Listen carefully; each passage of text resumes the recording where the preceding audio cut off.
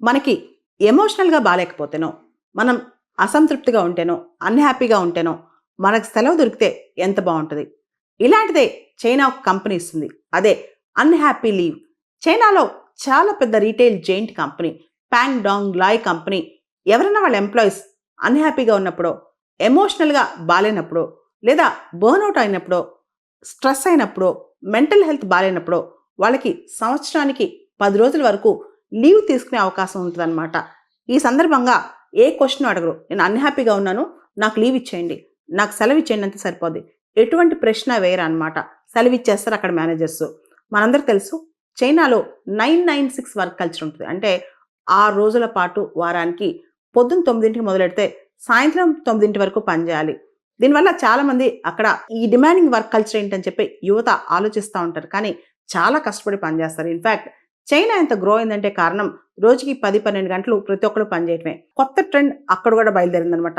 దానిలో అతి ముఖ్యంగా పాంగ్ డాంగ్ లాయ్ కంపెనీ ఏదైతే రీటైల్ జెయింట్ ఉందో దాని యొక్క ఓనర్ పాంగ్ డాంగ్ లాయ్ ఈయన ఒక కొత్త జనరస్ బెనిఫిట్స్ ఇవ్వటం మొదలెట్టారు. వీక్‌లో వర్కింగ్ డేస్ సంబంధించి ముందుగా అయితే గంటలు 7 గంటలే రోజుకి పని చేస్తారు. వీకెండ్ ఆఫ్‌లు అంటే సాటర్‌డే, సండే ఆఫ్‌లు ఇవ్వటం, ఎక్కువ పే ఇవ్వటం ఇవన్నీ చేస్తదనమాట ఈ కంపెనీ. ఈ కంపెనీకి సంబంధించి మనం చూస్తే if you are not happy don't come to work. నువ్వు సంతోషంగా లేకపోతే వర్క్ రాక్కర్లేదని చెప్పి. ఇది employee centric approach. Human centric approach. అంటే పీపుల్ ఫస్ట్ మనుషుల్ని అర్థం చేసుకొని, ఎంప్లాయీస్‌ని అర్థం చేసుకొని, వాళ్ళ వర్క్ లైఫ్ బ్యాలెన్స్ గురించి ఆలోచించి వాళ్ళకి లీవ్ ఇవ్వటం అనమాట.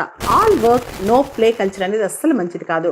ఎంప్లాయీస్ ఎమోషనల్‌గా బెస్ట్‌గా ఉండాలన్నా, మెంటల్‌గా స్ట్రాంగ్‌గా ఉండాలన్నా, వాళ్ళు ఎమోషనల్‌గా వీక్‌గా ఉన్నప్పుడో, అన్‌హ్యాపీగా ఉన్నప్పుడో, ఇతర కష్టాలొచ్చినప్పుడు వాళ్ళని చాలా జాగ్రత్తగా చూసుకోవాలి.